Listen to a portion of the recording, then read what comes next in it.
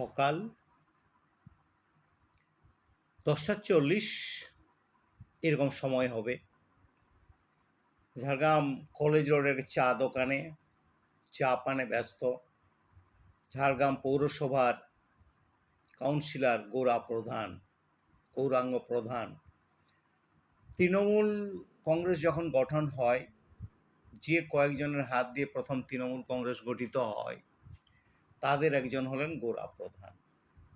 সাথে ছিলেন পৌরসভার প্রাক্তন এক্সিকিউটিভ আধিকারিক শ্রদ্ধেয় তুষার শতপথী মহাশয় এবং আরও অনেকে চা পান করছেন। এমন সময় হঠাৎ করে মাইকে শোনা গেল জাতীয় সঙ্গীত।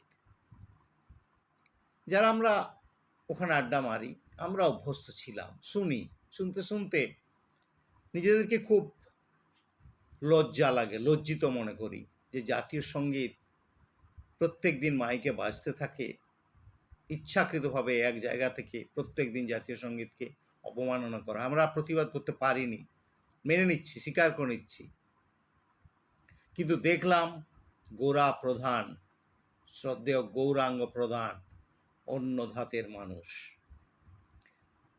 তিনি জাতীয় সঙ্গীত থেমে যাওয়ার সাথে সাথে ফোন লাগালেন যেখান থেকে বেজে আসছিল, কুমুদ কুমারী স্কুলের ভেতর থেকে হেডমাস্টার মশাইকে। বললেন, এইমাত্র আপনার স্কুল থেকে যে মাইকে জাতীয় সঙ্গীত শুনলাম, ব্যাপারটা কি? না, বললো প্রার্থনার সময় গাওয়া হলো। গোরা প্রধান বলল, শুনুন, ভগবতী প্রসাদ বন্দ্যোপাধ্যায় শব্দ দূষণ নিয়ে একটা আইন পাস করেছেন, মাইকের ডেসিবেল থাকবে, সেই ডেসিবেলে যেন মাইকটা বাজে, স্কুলের মধ্যেই সীমাবদ্ধ থাকে।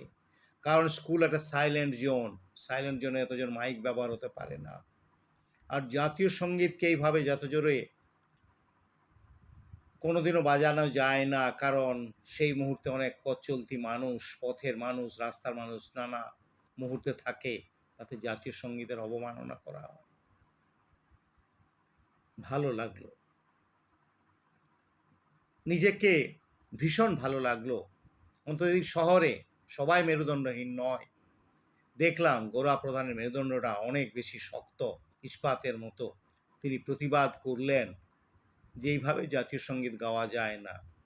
তারপরে ওই যে, যদি কারো চেতনা না থাকে, নিজেকে যদি অত্যধিক পণ্ডিত এবং সব জানতা গামছাওয়ালা ভেবে বসে থাকেন, তাহলে বলার নেই। আশা করি আগামী দিন থেকে স্কুলের গণ্ডির মধ্যেই জাতীয় সঙ্গীত সীমাবদ্ধ থাকবে এবং এইভাবেই সঙ্গীত তার সম্মান পাবে। গোরা প্রধান